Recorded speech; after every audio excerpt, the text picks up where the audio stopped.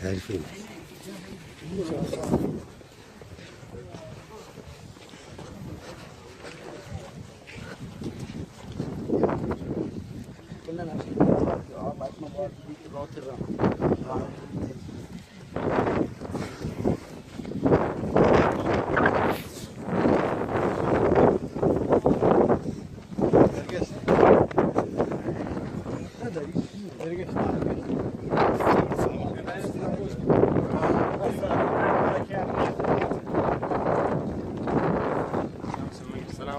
علیکم سلام. منطقه گلفشان هست، واقع در 1 کیلومتری چابهار.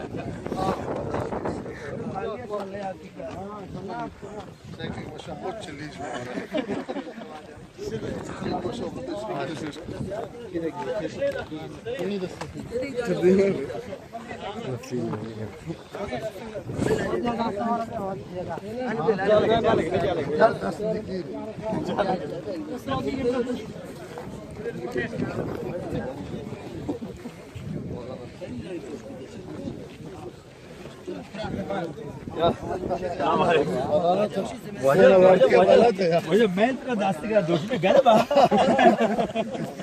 من لیز وری گوره خطر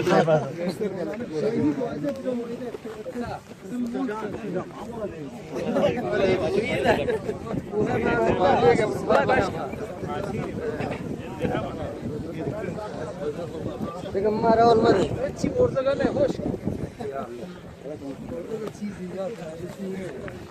شیخ دستم داره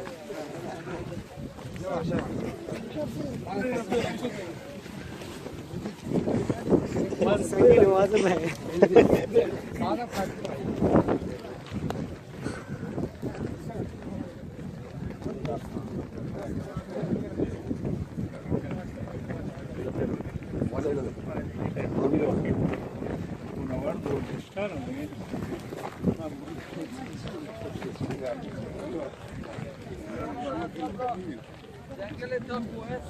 اما عکس من کنیم میگه